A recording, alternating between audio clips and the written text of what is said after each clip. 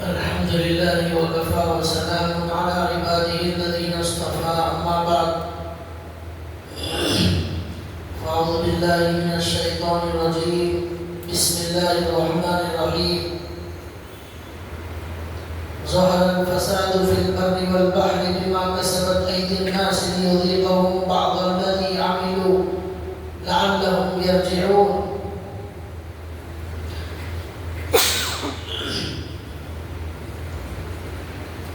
رب اشرح لي صدري ويسر لي امري واحلل عقدة من لساني يفقهوا قولي سبحانك لا علم لنا الا ما علمتنا انك انت العليم الحكيم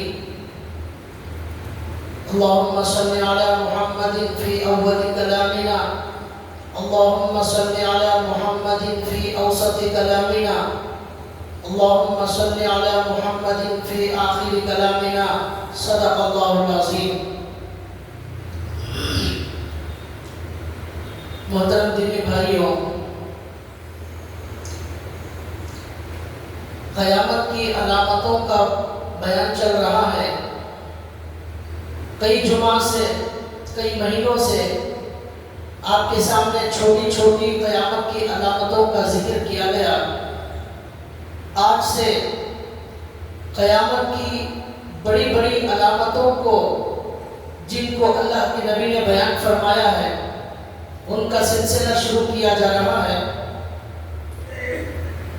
دو چار بڑی علامتیں ایسی ہیں جو اللہ کے نبی نے بیان فرمائی، جو علامتیں بہت بڑی علامتیں ہیں اور وہ گزر چکی ہیں. گزشتہ زمانے میں ہمارے سے پہلے وہ علامت واقع ہو چکی ہے.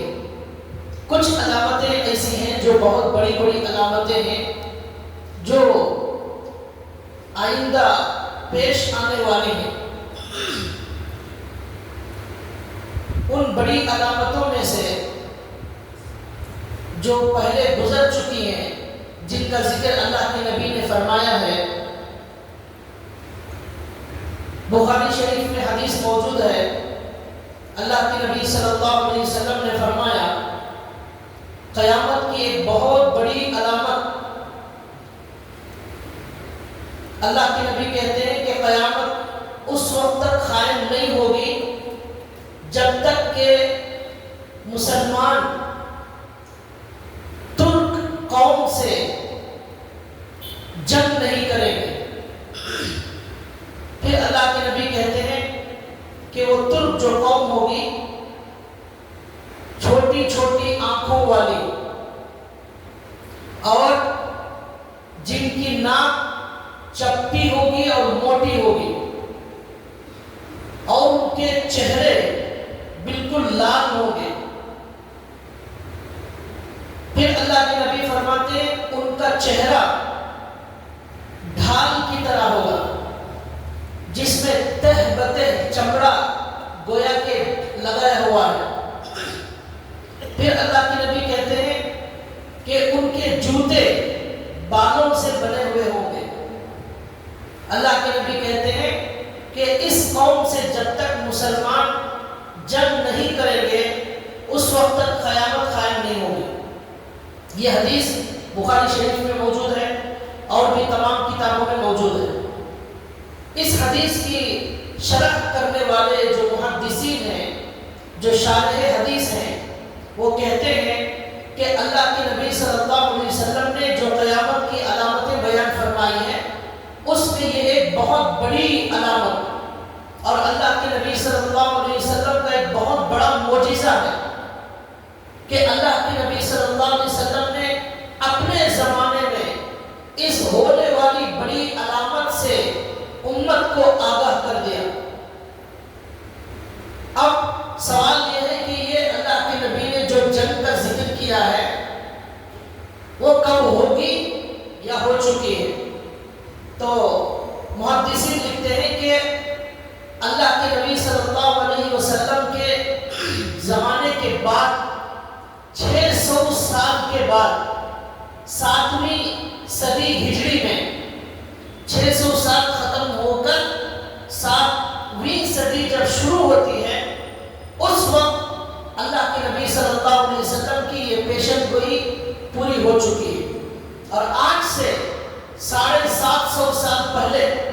یہ اللہ کے نبی کی پیشن گوئی دنیا میں پوری ہو چکی ہے، اور یہ بہت بڑی قیامت کی علامت تھی جو اللہ کے نبی نے بیان فرمائی۔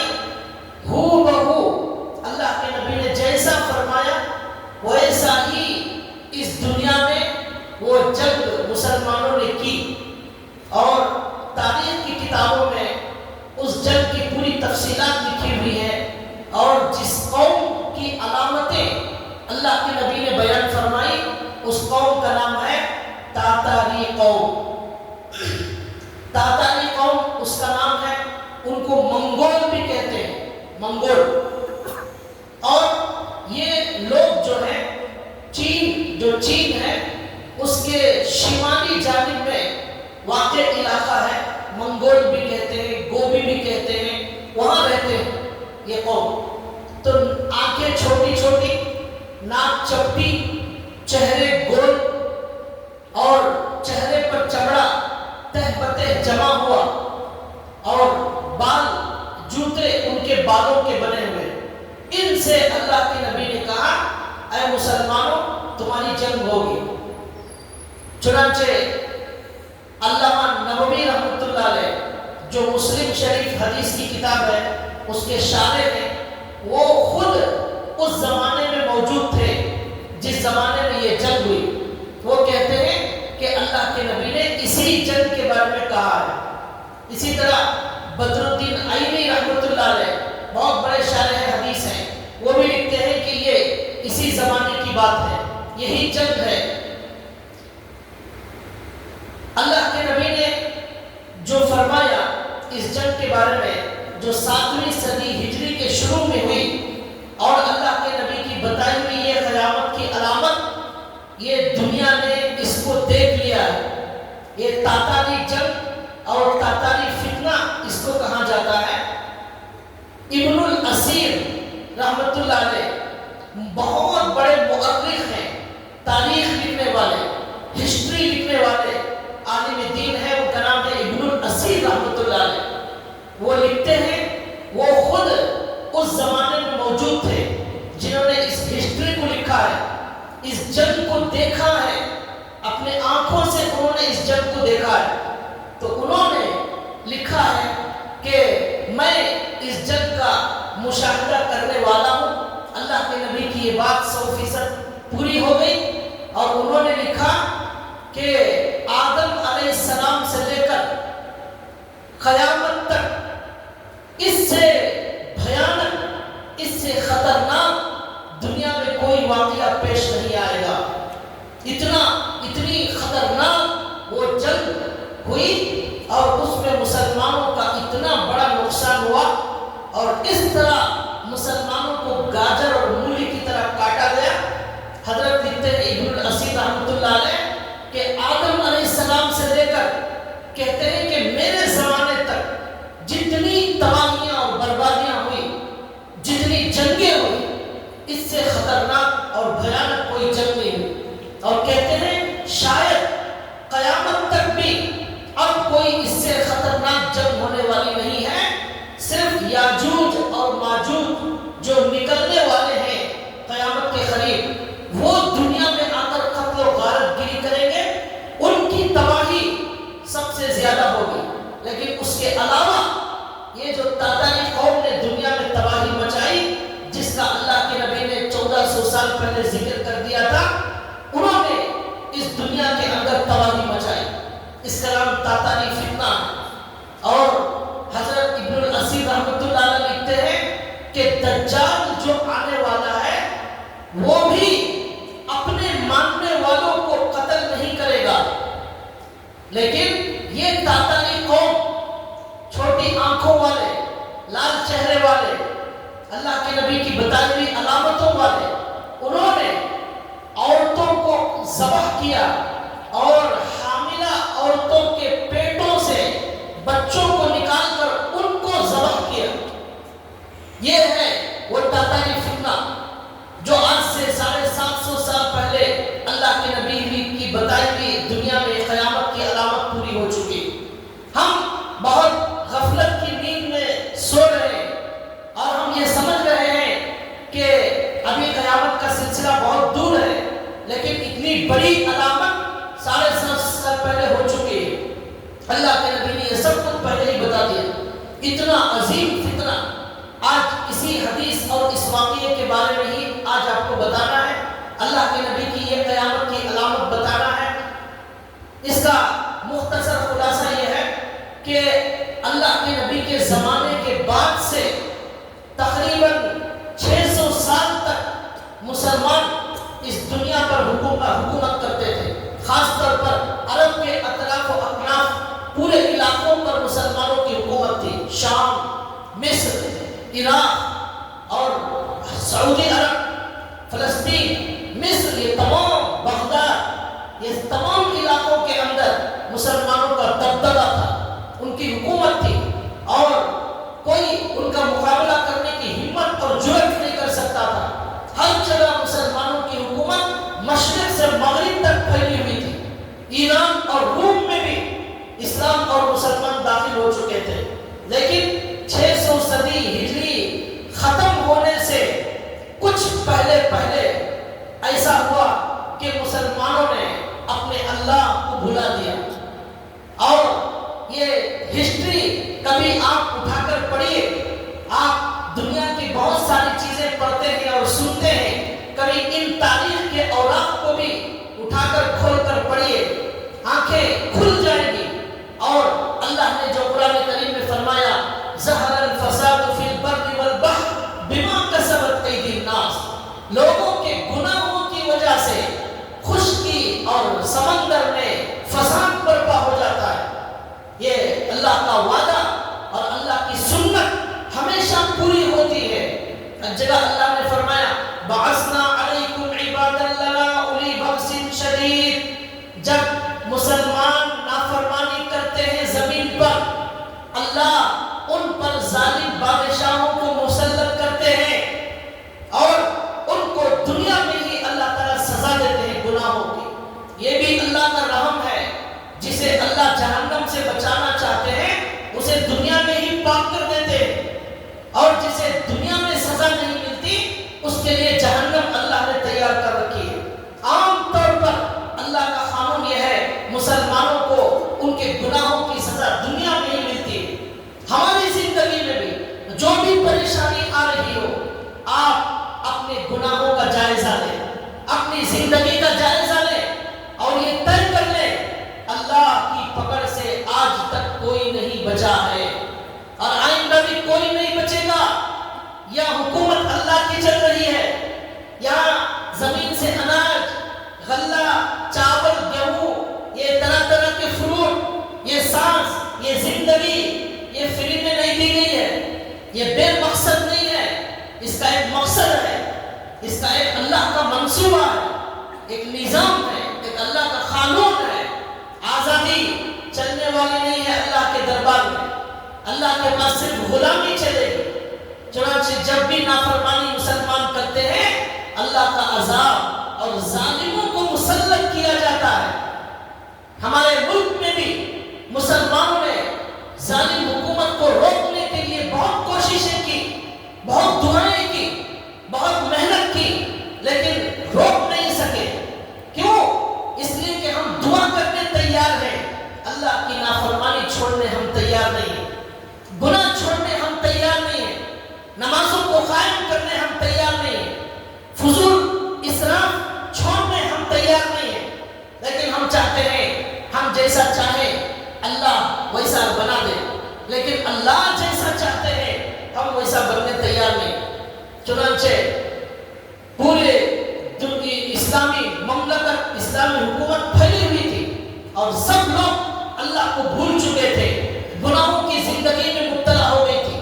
کیا بغداد، کیا مصر، کیا شام، کیا سعودی عرب اور اس طرح کے عراق، تمام علاقوں کے اندر مسلمان حکمران، مسلمان بادشاہ، مسلمان خلیفہ، حاکم وقت، عوام، سب لوگوں نے اللہ کو بھلا دیا تھا. اور دریائے نیل جو مصر میں موجود ہے، اس سمندر کے دریا کے کنارے وہ کنارہ، وہ ساحل فحش کا اڈا بن چکا تھا.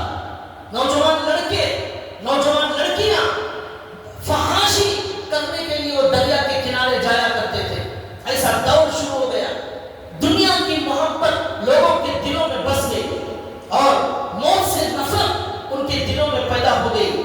وہ بیماریاں ہیں جو مسلمانوں کو برباد کر دیتی ہیں. اور آج بھی پوری دنیا کے مسلم حکمران اللہ سے غافل ہیں اور اللہ کا ڈر ان کے دلوں سے ختم ہو چکا ہے. مسلمان حکومت تو نظر آ رہی ہے لیکن ہمیں وہاں اسلام نظر نہیں آ رہا ہے. وہاں اللہ کا کوئی عاشق نظر نہیں آ رہا ہے. اللہ کا دین کا کوئی عاشق ہمیں نظر نہیں آ رہا ہے. تقریباً کئی مہینوں سے فلسطین کے اندر عورتوں، بچوں، نوجوانوں، بوڑھوں کا قتل عام چل رہا ہے لیکن دنیا کے کسی بھی حکمران کے کانوں میں جوں تک نہیں لگ رہی ہے. کوئی احساس نہیں ہو چکا ہے. ضمیر ان کا مر چکا ہے. ان کو کوئی فرق نہیں پڑ رہا ہے. ان کی عیاشی میں کوئی کمی نہیں آ رہی ہے. ان کا کھانا پینا عیش سب کچھ بہت آرام سے چل رہا ہے. یہاں لاشوں کی لاشیں یہاں دن بدن گر رہی ہے. یہ تاتاری واقعہ جو آج سے 7.5 سال پہلے پیش آیا وہ ان سب پوری دنیا کے لوگوں کو جھنجھوڑنے کے لیے کافی ہے. لکھا ہے کہ دنیا اس وقت اللہ کی نافرمانی میں مبتلا ہو چکی تھی اور ایک مسلمانوں کا حاکم دوسرے مسلمان حاکم سے لڑنے کے لیے جنگی پلان بنا رہا تھا. بغداد کا حاکم تھا ناصر اور ایک حکومت تھی خوارزمی حکومت جسے کہا جاتا تھا جس کا بادشاہ علاء الدین خوارزم شاہ جس کا نام تھا. اس کی ایک حکومت تھی اسلامی حکومت، اس کی ایک حکومت تھی بغداد میں ناصر کی. یہ دونوں بڑی حکومتیں آپس میں ٹکرانے، آپس میں لڑنے، آپس میں ایک دوسرے کو گرانے میں مشغول تھی اور ایک دوسرے کے خلاف ہمیشہ اتحاد کے بجائے اختلاف کا مظاہرہ کرتی تھی. یہ حال ہو گیا تھا مسلمانوں کا. یہاں تک کہ یہ جو بادشاہ ہے جس کا نام ناصر ہے، بغداد کا بادشاہ تھا، اس نے ان تاتاری قوم کے بادشاہ کو خط لکھا جس تاتاری بادشاہ کا نام ہے چنگیز خان. دنیا کے اندر ہسٹری میں چنگیز خان سے بڑا قاتل کوئی پیدا نہیں ہوا. یہ چنگیز خان، یہ ہلاکو خان، یہ ہٹلر، یہ دنیا کے بہت بڑے بڑے دہشت گرد اور قاتل گزرے. تو وہ چنگیز خان جو یہ تاتاری قوم کا بادشاہ تھا اس کو ایک مسلمان بادشاہ خط لکھتا ہے. اور خط کیوں لکھتا ہے؟ اپنے ہی مسلمان بادشاہ علاء الدین محمد خوارزم شاہ کے خلاف اس کو ختم کرنے کے لیے ایک مسلمان بادشاہ کافروں کو، اللہ کے دشمنوں کو خط لکھتا ہے. کیا خط لکھتا ہے؟ کہ آپ اس پر حملہ کریں اور اس کا خاتمہ کریں. اور خط لکھنے کا عجیب و غریب واقعہ بھی لکھا ہوا ہے. اس زمانے میں بھی خفیہ ایجنسی کیسے کام کرتی تھی. یہ خط جو لکھ کر بھیجنے والا تھا درمیان میں اس کا دشمن مسلمان بادشاہ علاء الدین خوارزم موجود تھا. اب اس کے آدمی کو وہ لوگ پکڑ لیں گے تو اس نے اس کے سر کے بال پورے نکال دیے، گنجا کر دیا اسے.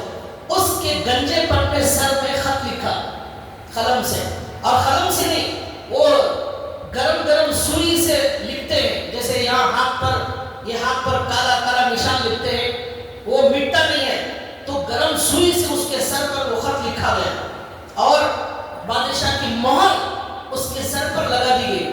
پھر کوئی خاص قسم کا روغن تیل وغیرہ کچھ سر پر لگا دیا گیا جس سے وہ مضمون کچھ بھی نظر نہیں آتا تھا.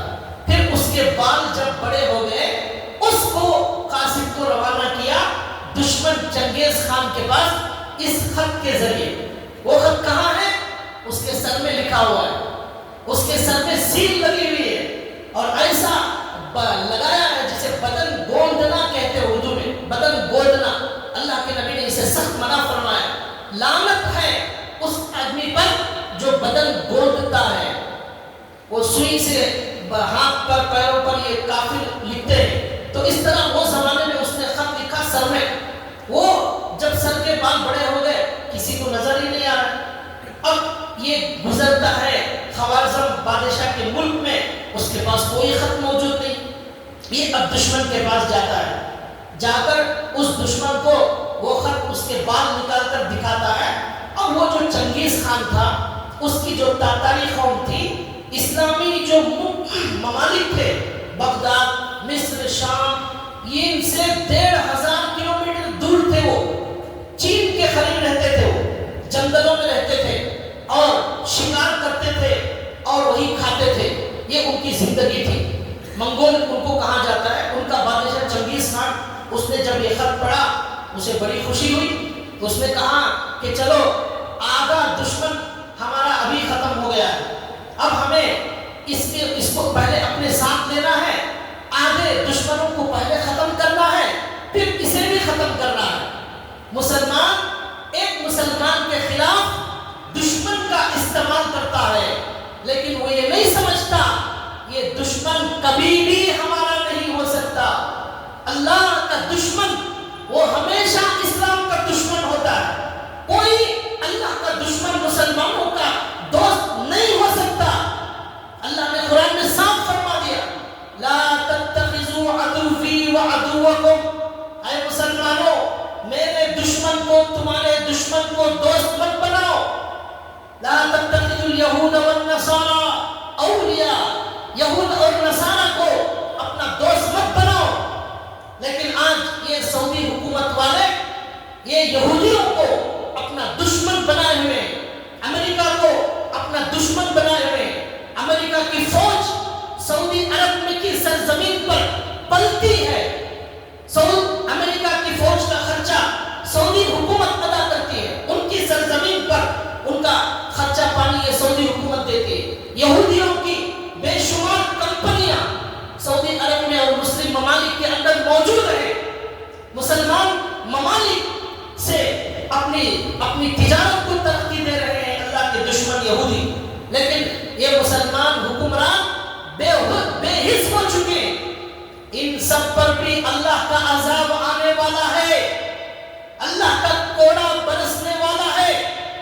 جس طرح یہ واقعہ سنیے, اب اس میں کیا ہونے والا ہے. یہ چنگیز خان کو خط دیا. چنگیز خان نے 8 لاکھ فوج کے لوگوں کو تیار کر لیا. 8 لاکھ فوج کو تیار کر لیا. اور وہ سب جنگلی لوگ تھے, جنگلی, بڑے ہٹے کٹے, بڑے سخت بدن والے, جنگل میں شکار کر کے کھاتے تھے, سخت بدن تھا. یہ 8 لاکھ کی فوج لے کر وہ چنگیز خان نکل گیا. پورے کے پورے اسلامی ممالک کو تباہ اور برباد کرنے کے ارادے سے نکل گیا. 1500 کلومیٹر چین سے وہ پہلے نکلا. اس نے چین پر پہلے حملہ کیا, چین پر قبضہ کر لیا اور وہاں اس نے قتل و غارت گیری کی. اور بھی کئی ممالک پر قتل و غارت گیری کرتا وہ اس دنیا کے اندر آیا, اسلامی دنیا کے اندر. وہ شاہ خوارزم جو بادشاہ تھا خوارزمی حکومت کا, سب سے پہلے اس نے خط لکھا کہ آپ کے ملک میں خوارزم میں ہم تجارت کرنا چاہتے ہیں. ہمیشہ یاد رکھیے, دشمن تجارت کے بہانے سے مسلمانوں کے ملک میں گھستا ہے. ہندوستان کے اندر جو انگریز داخل ہوا تھا, جس انگریز کی حکومت یہاں ہندوستان میں 100-150-200 سال کے قریب تھی, اس کو مسلمانوں نے بڑی مشکل سے کئی سال جنگ کر کے بھگایا. وہ انگریز بھی ہندوستان میں سب سے پہلے تجارت کرنے کے لیے یہاں پر داخل ہوا. ایسٹ انڈیا کمپنی کے نام سے اس نے کمپنی کھولی یہاں. پھر تجارت کرتے کرتے کرتے سارے انگریز یہاں داخل ہو گئے, حکومت پر قبضہ کر لیا. ایسے ہی آج سعودی عرب کے اندر یہودی, عیسائی اور ترک کے اندر, شام کے اندر, مصر کے اندر, ان سب جگہ یہودی اور اللہ کے دشمن تجارت کی بڑی بڑی کمپنیاں چلا رہے ہیں. اور یہ سوچ رہے ہیں کہ ان کی بس تجارت ہے. تجارت کے پیچھے بہت بڑا ان کا منصوبہ ہے. اس کو آج یہ دنیا نہیں سمجھ رہی. چنانچہ چنگیز خان نے تجارت کی اجازت لی تو شاہ علاء الدین محمد خوارزم نے تجارت کی اجازت دے دی. تجارت کا قافلہ گیا, اس ملک میں تجارت ان کی شروع ہو گئی. کچھ دنوں کے بعد بادشاہ کا ایک خاص آدمی، اس کا ماموں تھا وہ، اس نے کہا کہ بادشاہ مجھے ایسا لگتا ہے کہ یہ جو قافلہ تجارت کا آیا ہے چنگیز خان کا، یہ ہمارے دشمن جو ہے ان کو یہ جاسوسی کر رہا ہے، ہمارا پیغام ان کو پہنچا رہا ہے، اس لیے ان کو روکنا چاہیے۔ بادشاہ نے جب یہ سنا تو بادشاہ نے اس تجارتی قافلے کو سب کو قتل کر دیا، سب کو قتل کر دیا۔ اس کے بعد چنگیز خان جو دشمن تھا منگولوں کا، اسے معلوم ہوا، اس نے ایک قاصد کو بھیجا، ایک آدمی کو بھیجا بات کرنے کے لیے بادشاہ سے۔ تو جب بھیجا تو بادشاہ سے بات کرنے کے لیے جو قاصد آیا تھا، اس قاصد کو بھی علاء الدین محمد شاہ خوارزم نے قتل کر دیا۔ اس قاصد کو جب قاصد کو قتل کر دیا، اس کے تجارتی قافلے کو ختم کر دیا، اب چنگیز خان کو معلوم ہوا، اس نے خط لکھا خوارزم بادشاہ کو کہ اب ہم تمہارے ساتھ جنگ کرنے کے لیے آ رہے ہیں، آپ ہمارا مقابلہ کرنے کے لیے تیار ہو جاؤ۔ یہ خط اس نے لکھا۔ اب اس کے بعد کیا ہوا، یہ چنگیز خان اپنی 8 لاکھ فوج کے ساتھ اس ملک میں داخل ہوا، خوارزمی ملک کے اندر داخل ہوا، اور داخل ہو کر بہت بڑی سلطنت تھی، بڑی حکومت تھی، لاکھوں کی فوج ان کے پاس موجود تھی۔ لیکن اللہ کے نبی نے فرمایا، دنیا کی محبت اور موت سے نفرت جس ملک میں داخل ہو جاتی ہے، جس مسلمان حاکم کے اندر داخل ہو جاتی ہے، ان کے اندر اللہ بزدلی پیدا کر دیتے ہیں، ان کے اندر بزدلی آ جاتی ہے۔ دنیا کی محبت ان کو ہمت اور بہادر بن کر جینے نہیں دیتے۔ یہی ہوا، دنیا کی محبت ان کے اندر گھس گئی تھی، اور جہاد کا شوق ختم ہو چکا تھا، مر چکا تھا، اپنی زندگی ان کو بہت پیاری تھی، موت سے نفرت کرتے تھے۔ اس کی وجہ سے ان 8 لاکھ تاتاریوں کا مقابلہ ان کی مسلمانوں کی فوج علاء الدین شاہ خوارزمی کی فوج مقابلہ نہیں کر سکی۔ لکھا ہے کہ اس جنگ کے ہونے سے پہلے، تاریخ لکھنے والے لکھتے ہیں، اس جنگ کے ہونے سے ذرا پہلے، کچھ سال پہلے، اللہ نے مسلمانوں کو گناہوں سے باز رہنے کے لیے ایک سگنل دیا تھا، ایک اشارہ دیا تھا اللہ نے، اور وہ اشارہ یہ دیا تھا کہ آسمان سے بہت تیز ہوائیں، طوفانی انداز کی ہوائیں شروع ہو گئی، اور سخت بارش شروع ہو گئی، اتنی زبردست بارش اور ایسی طوفانی ہوا چلی، ہزاروں ہزار مکانات گر گئے، اور لاکھوں مکانات گر گئے، ہزاروں جھاڑ درخت گر گئے، اور بے شمار لوگ اس آندھی میں اور طوفان میں مر گئے۔ لیکن پھر بھی لوگ گناہوں کو چھوڑنے تیار نہیں، عیاشی کو چھوڑنے تیار نہیں، اللہ کی فرما برداری کرنے تیار نہیں۔ اللہ کی طرف دین کی دعوت دینے والے، اللہ کی طرف بلانے والے نوجوانوں کو اللہ کی طرف بلانے والے پورے ملک میں گنے چنے 2-4 لوگ باقی رہ گئے۔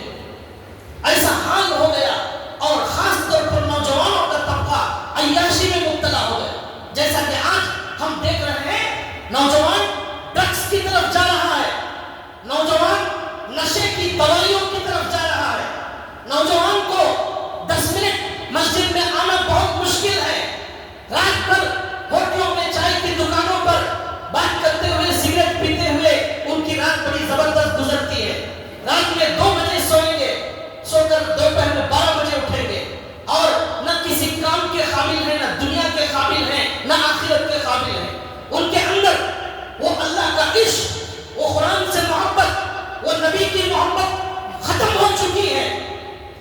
12 ربیع الاول سال میں ایک مرتبہ آتا ہے، سارے نوجوان عاشق رسول بن کر زمین کے اندر سے پیدا ہوتے ہیں، آسمان سے ٹپک جاتے ہیں، یا زمین سے نکل جاتے ہیں، جیسے آم نکلتا ہے سال میں ایک مرتبہ، ایسے نوجوان زمین کے اندر سے پیدا ہوتے ہیں، عاشق رسول، عاشق رسول، عاشق رسول کے جھنڈے لے کر پورے سڑکوں پر، روڈوں پر ساری دنیا کو تکلیف دیتے ہوئے جلوس نکالتے ہیں، اور فرض نمازوں کو برباد کرتے ہیں۔ عصر کی نماز برباد ہو گئی، مغرب کی نماز برباد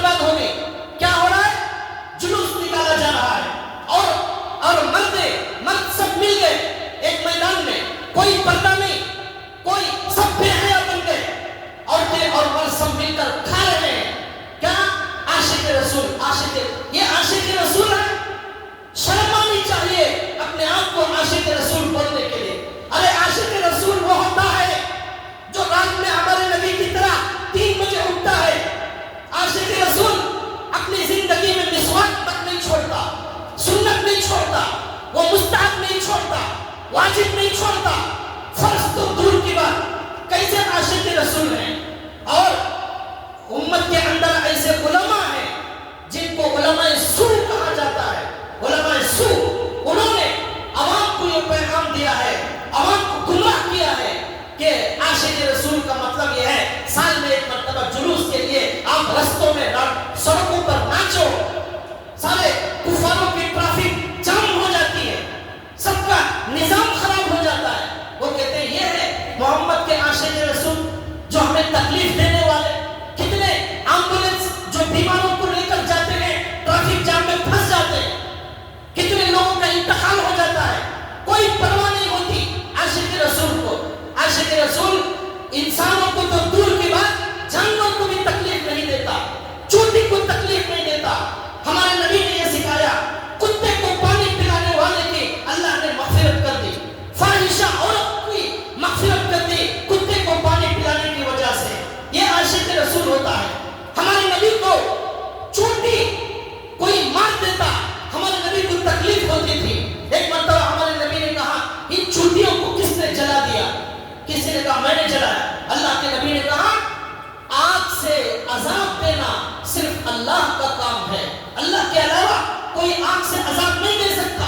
یہ ہمارے نبی کی تعلیمات ہے۔ ماں کو تکلیف دینے والا نوجوان، باپ کو تکلیف دینے والا نوجوان، بیوی کو طلاق دے کر بیوہ بنانے والا نوجوان، بچوں کو یتیم بنانے والا نوجوان، اور رات دن اٹھے بیٹھے طلاق دینے والا، اور وہ نوجوان شادی سے پہلے غلط تعلقات کرنے والا نوجوان عاشق رسول نہیں ہو سکتا۔ عاشق رسول بن سکتے ہیں، بننا ضروری ہے، لیکن صرف سال میں ایک مرتبہ جلوس کرنے والا نہیں ہو سکتا۔ عاشق رسول ہر دن عاشق ہے، ہر گھنٹے میں عاشق رسول کا ثبوت دینا پڑے گا۔ منہ سے بولنے سے کوئی عاشق رسول نہیں ہوتا۔ لڑنے والا، جھگڑنے والا، مارنے والا، مرنے والا نوجوان عاشق رسول نہیں ہو سکتا۔ قتل و غارت گری، آج آپ کو میں ہندوستان کی خبر بتا رہا ہوں، 8-10 دن کے اندر، ابھی جو 10 دن گزرے اس کے اندر 15 مسلمانوں کا قتل ہو گیا۔ 15 مسلمانوں کا قتل۔ وہ قتل کرنے والے کوئی ہمارے دشمن نہیں، ہمارے اپنے مسلمان لوگوں نے اپنے مسلمان لوگوں کا قتل کیا۔ 15 سے زیادہ مسلمانوں کو قتل کر دیا گیا۔ یہ عاشق رسول ہے، لیکن یہ قتل کرنے والے جھنڈا لے کر عاشق رسول بن کر وہ جلوس میں آ جائیں گے، سال میں صرف ایک دن نظر آئیں گے، پھر کبھی نظر نہیں آئیں گے۔ کیا یہ اس کا نام عاشق رسول؟ کیا فجر کی نماز چھوڑنے والا عاشق رسول ہو سکتا ہے؟ کیا ظہر چھوڑنے والا عاشق رسول ہو سکتا ہے؟ ہمارے صحابہ کی ہسٹری اٹھا کر دیکھیے، اصلی عاشق رسول تکبیر اولا ان کی زندگی میں فوت نہیں ہوتی تھی، پوری زندگی میں ایک فرض نماز فوت نہیں ہوتی تھی۔ یہ ہمارے عاشق رسول تھے، وہ ہمارے ہیرو ہیں، وہ ہمارے سر کے تاج ہیں۔ صحابہ، اگر نبی سے محبت ہے تو صحابہ سے عشق رسول سیکھنا پڑے گا۔ علماء سو نے امت کو برباد کر دیا۔ عام لوگوں کا قصور کم ہے، ان کو غلط راستہ بتانے والے جو علماء ہیں ان کا قصور اور ان کی پکڑ بہت زیادہ ہے۔ ہو سکتا ہے میری بات سے کسی لوگوں کو تکلیف ہوتی ہوگی، لیکن آپ ٹھنڈے دل سے سوچ کر دیکھیں یہ بات صحیح ہے یا غلط ہے۔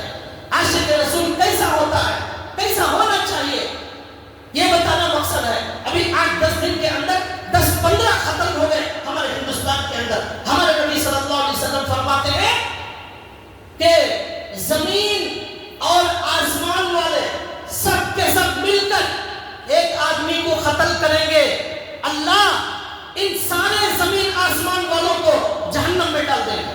اتنا بڑا گناہ ہے قتل کرنا، لیکن آج قتل ہو رہا ہے، خبر کے اندر آ رہا ہے فلاں محلے میں قتل ہوا، فلاں محلے میں قتل ہوا۔ ایک جانور سے سستا خون آج مسلمان کا ہو گیا۔ کافر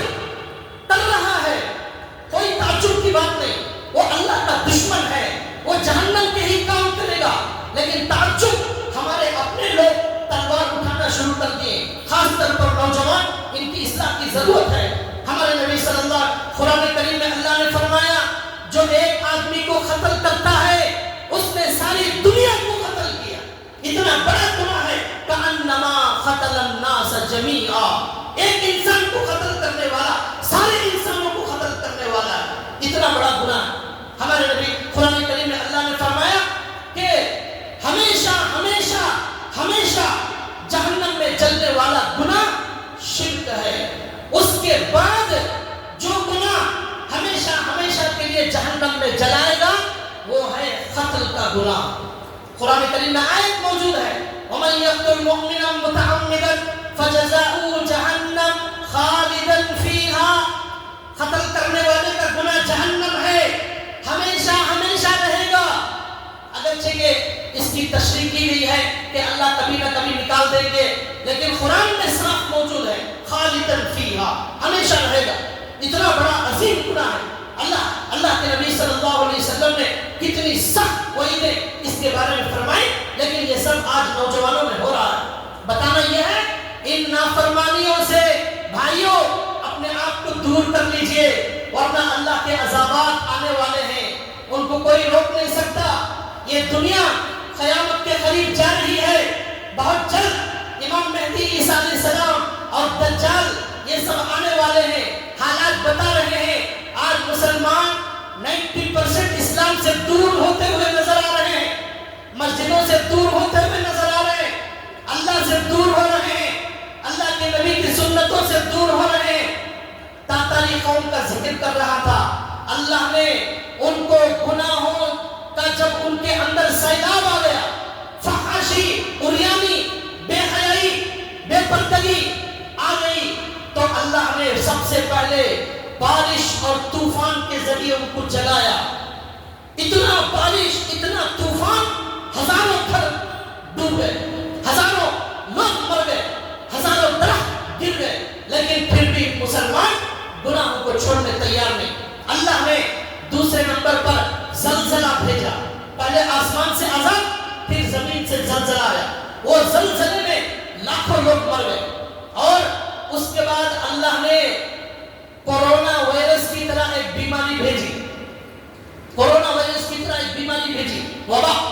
اس کے اندر لکھا ہوا ہے وہ وبا اتنی خطرناک تھی, 18 بستیوں کے تمام لوگ مر گئے. 18 بستیوں کے تمام لوگ مر گئے, ایک آدمی بھی اس میں زندہ موجود نہیں تھا. ایسی بیماری آئی یہ اور وہ بیماری میں مرنے والے اس قدر مرنے لگے, دفنانے کے لیے مسلمانوں کے پاس وقت موجود نہیں تھا اور کفن کے پیسے موجود نہیں تھے. یہ گناہوں کی سزا دنیا میں اللہ تعالیٰ دیتے ہیں, اس لیے گناہوں سے توبہ کیجیے. لکھا ہے کہ بادشاہ نے اپنے پیسے سے ایک مہینے میں 2,20,000 مرنے والے مردوں کو کفن دیا. 2,20,000 مرنے والے مردوں کو بادشاہ نے اپنے پیسے سے کفن دیا, جبکہ ان کو جو ہے کفن کے پیسے موجود نہیں تھے. یہ کسی کافر کی بات نہیں ہو رہی ہے, یہ مسلمانوں کی بات ہو رہی ہے. آنکھوں کو ذرا کھول کر سنیے, کانوں کو ذرا کھول کر سنیے, دل کے آنکھوں سے سنیے. اب ہمارے آئندہ جمعوں میں قیامت کی بڑی بڑی علامتیں آپ کے سامنے بیان کی جا رہی ہے. نوجوانوں کم سے کم جمعہ میں تھوڑا جلدی آیا کرو, اللہ اور رسول کی کچھ باتیں سننے کے لیے تھوڑا وقت اس کے لیے بھی نکال لیا کرو. گھنٹے گھنٹے ہمارے ہوٹلوں میں, کھانوں میں اور فضول باتوں میں زندگی ہماری گزر چکی ہے. اب بقیہ زندگی کو نوجوانوں کچھ قیمتی بنا لو. یہ سب باتیں ہماری بھلائی کے لیے ہیں, یہ سب باتیں ہمارے فائدے کے لیے ہیں, ہمیں جگانے کے لیے ہیں, آپ سے محبت کی وجہ سے ہے. یہ جو ہے آپ کو اللہ اور اللہ کے رسول سے قریب کرنے کے لیے ہے. لکھا ہے اللہ نے ایسے عذابات نازل کیے, آسمان سے عذاب, زمین سے زلزلہ, وبا کی بیماری, لیکن اس کے باوجود مسلمان عرب قوم کے اندر بیدار ہونے تیار نہیں, گناہ چھوڑنے تیار نہیں, اور ناجائز تعلقات چھوڑنے تیار نہیں, بے حیائی چھوڑنے تیار نہیں. آپس میں لڑنے جھگڑنے کا مزاج پیدا ہو گیا, اس سے پیچھے تبارک و تعالیٰ نے اللہ نے بہت بڑے عذاب کا فیصلہ کر لیا اس تاتانی قوم کے ذریعے. یہاں تک کہ لکھا ہے کہ اس زمانے کے ایک بڑے اللہ والے تھے, ان کا نام تھا نجم الدین کبرا رحمت اللہ علیہ. بڑے اللہ والے تھے. ایسے ایک دو چار لوگ ہی تھے جو لوگوں کو اللہ کی طرف بلانے والے, دین کی طرف بلانے والے تھے. یہ اللہ والے بڑے قیمتی لوگ ہوتے ہیں, ان کی وجہ سے اللہ بہت سارے عذابات روکتے ہیں, ان کی دعاؤں سے اللہ رحمت برساتے ہیں.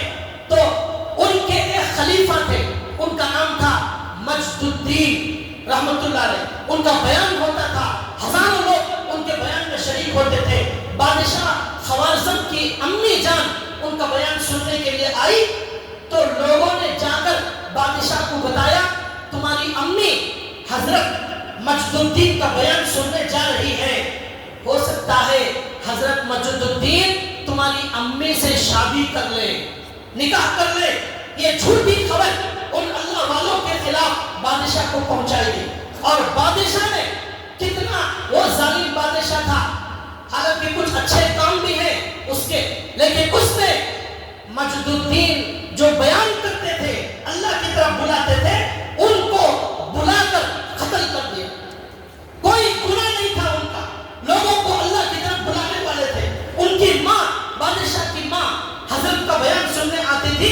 کسی نے کہہ دیا حضرت تمہاری ماں سے نکاح کرنا چاہتے ہیں, اس نے اس وجہ سے حضرت کو قتل کر دیا. کوئی انکوائری, کوئی تحقیق نہیں کی. سوچئے کیسا وہ عجیب و غریب دور تھا. اس کے بعد کیسے قتل کیا, لکھا ہے بعض لوگوں نے قتل کیا, بعض لوگوں نے کہا سمندر میں پھینک دیا, وہی حضرت کا انتقال ہو گیا. اس کے بعد بادشاہ کو احساس ہوا, وہ بادشاہ حضرت نجم الدین کبرا رحمت اللہ علیہ کے پاس آیا اور آ کر طبق میں ہیرے جواہرات تھے, تلوار بھی تھی. اس نے کہا حضرت یا تو یہ ہیرے جواہرات لے کر وہ میرا جو قتل ہے آپ کے خلیفہ کا وہ معاف کر دیجئے, یا تلوار سے میرا سر اڑا دیجئے. حضرت نے کہا تم نے جو گناہ اس سرزمین پر کیا ہے, ایک اللہ والے کو قتل کر کے, اور اتنے سالوں میں تم نے جو عیاشی اور لوگ جو گناہوں میں مبتلا ہیں, اس کی سزا کے لیے صرف تیرا سر قتل کرنے سے یہ سزا معاف ہونے والی نہیں ہے. اب اللہ کا عذاب آنے والا ہے. اللہ کا اس عذاب میں تیرا بھی سر قلم ہوگا, میرا بھی سر قلم ہوگا, اور مخلوق کی بہت بڑی تعداد ختم ہونے والی ہے. اللہ کا عذاب آنے والا ہے. چنانچہ حضرت کے اس کہنے کے بعد 8 لاکھ چنگیز خان کی فوج اس خوارزم بادشاہ کے ملک میں گھستی ہے, اور گھس کر ایسا قتل و غارت گیری مچاتی ہے, مسلمانوں کا ایسا قتل کرتی ہے, ایسا قتل کرتی ہے. لکھنے والوں نے لکھا ہے کہ اب قیامت تک اس سے خطرناک کوئی واقعہ پیش نہیں آئے گا, اتنا لوگوں کا قتل کیا گیا. اور لکھا ہے شہروں کے شہر میں لاشیں ہی لاشیں نظر آتی تھی, کوے ہی کوے نظر آتے تھے جو لاشوں کو کھانے کے لیے آتے تھے, الو نظر آتے تھے, الو. اور بدبو کی وجہ سے پورا شہر بدبودار ہو گیا. خون, مسلمانوں کا خون اتنا بہایا گیا, سمندر جو دریا تھا وہ پورا کا پورا پانی خون میں تبدیل ہو گیا, وہ پانی پورا خون میں تبدیل ہو گیا. لاشیں بھر بھر کر مسلمانوں کی دریا میں پھینک دی, پورا دریا خون میں لال ہو گیا, اور سڑکوں پر لاشیں ہی لاشیں, کوئی دفنانے والا موجود نہیں تھا. یہ تاتانی قوم, انہوں نے مسلمان کی لاشوں کا ایسا مذاق بنایا, ان کے سروں کو کاٹ کاٹ کر سروں کا مینار بنایا. سروں کا مینار, آپ نے مسجد کے اوپر خالی مینار دیکھا ہوگا, سروں کا مینار بنایا. یہ لمبا چوڑا مینار سروں کا. یہ بدترین یہ تاتاری قوم تھی جس کا نام منگول ہے. یہ اللہ کے نبی کے 600 سال کے بعد یہ دنیا میں واقعہ پیش. حاملہ عورت کو قتل کر کے اس کے پیٹ کے بچے کو بھی ذبح کرتے تھے. مسجد کے اندر گھس گئے, مسجد کے اندر تاتاری قوم گھس گئی, اور مسجد کے اندر بیٹھ کر انہوں نے اعلان کیا کہ جاؤ اپنے گھروں سے راشن, غلہ, مال جو بھی ہے ہمارے پاس لاؤ. مسلمان اتنے بزدل ہو گئے کہ اپنے گھروں کا راشن, غلہ, پیسہ لا کر ان کے خدموں میں ڈالنے لگے. انہوں نے اعلان کیا آج سے پورے ملک میں ساری مسجدوں میں نمازیں نہیں ہوں گی، ہمارے گھوڑوں کو باندھنے کی جگہ یہ مسجدیں ہوں گی۔ ساری مسجدوں میں گھوڑے باندھے جانے لگے، عورتوں کو، ناچنے والی عورتوں کو بلا کر مسجدوں کے اندر نچایا گیا، اور یہ منظر دیکھتے ہوئے وہ تاتاری قوم یہ تماشا دیکھتی ہوئی بیٹھتی تھی، مسجدوں کے اندر شراب پیتے تھے۔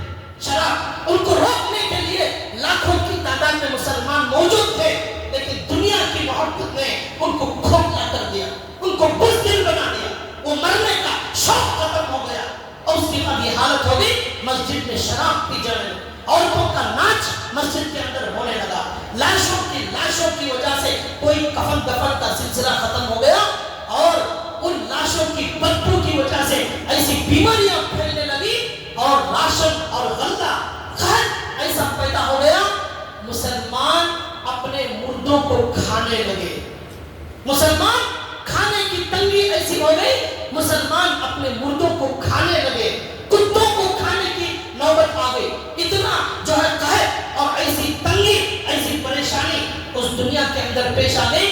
ایک ایک لفظ میں تاریخ کی کتابوں سے بول رہا ہوں، میری طرف سے نہیں بول رہا ہوں، آپ کو تاریخ ملت اسلامیہ کتاب موجود ہے، ایک ایک لفظ وہاں پر لکھا ہوا ہے، وہی میں بول رہا ہوں، میری طرف سے کچھ نہیں۔ حضرت علی میاں ندوی رحمۃ اللہ علیہ، ان کی کتاب تاریخ دعوت و عزیمت، اس کو اٹھا کر پڑھیے، اس کے اندر بھی یہ سب لکھا ہوا ہے۔ یہاں تک کہ کسی نے گننے کی کوشش کی کہ کتنے لوگ مر گئے، لیکن پوری طرح گن نہیں سکے، اندازہ یہ ہے 18 سے 20 لاکھ مسلمانوں کا انہوں نے قتل کیا، 18 سے 20 لاکھ، اتنی بدترین حالت ہو گئی۔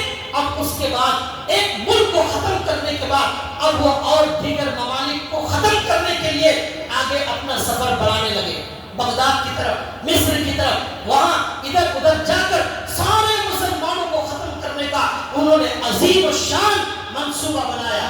یہ واقعہ، یہ قیامت کی علامت اللہ کے نبی نے 1400 سال پہلے بتائی، وہ آج سے 700 سال پہلے دنیا میں پوری ہو چکی ہے۔ وہ واقعہ کتابوں میں لکھا ہوا ہے، وہی میں آپ کو بتا رہا ہوں۔ اللہ کے نبی کی ایک ایک بات پوری ہونے والی ہے، اللہ کے نبی سے سچا کوئی نہیں۔ نوجوانوں، اللہ کے لیے گناہوں سے سچی توبہ کرو، آج بھی وقت ہے۔ وہی گناہ جو اس وقت تھے، آج پوری طرح وہ گناہ آج ہمیں ہمارے معاشرے میں نظر آ رہے ہیں، ہماری شادیوں میں، ولیموں میں، ہماری عورتیں، ہماری ماں بیٹیاں اپنا حسن دکھانے کے لیے جا رہی ہیں۔ کوئی ایسا نوجوان ہے جس کے غلط تعلقات نہیں ہیں، کالج میں پڑھنے والے یہ سب اپنے بوائے فرینڈ، گرل فرینڈ رکھتے ہیں، ایک عام رواج ہو چکا ہے، ان سے توبہ کرنے کی ضرورت ہے، ورنہ اللہ نے قرآن میں فرمایا وَإِنْ عُدْتُمْ عُدْنَا، اگر تم گناہ کرو گے ہمارا عذاب آئے گا، پھر گناہ کرو گے پھر عذاب آئے گا۔ آج تک کوئی اللہ کی نافرمانی کر کے اللہ کی پکڑ سے نہیں بچ سکا، اور آئندہ بھی نہیں بچے گا، اس لیے توبہ کی ضرورت ہے۔ یہ واقعہ ابھی باقی ہے، وقت ختم ہو چکا ہے، اس قیامت کی علامت کا بقیہ حصہ انشاءاللہ اگلی جمعہ بتایا جائے گا۔ اللہ سے دعا ہے اللہ تعالی ہمیں سنی ہوئی بات پر عمل کی توفیق عطا فرمائے، اللہ سے ڈر کر سچی توبہ کی توفیق عطا فرمائے۔ وما علینا الا البلاغ۔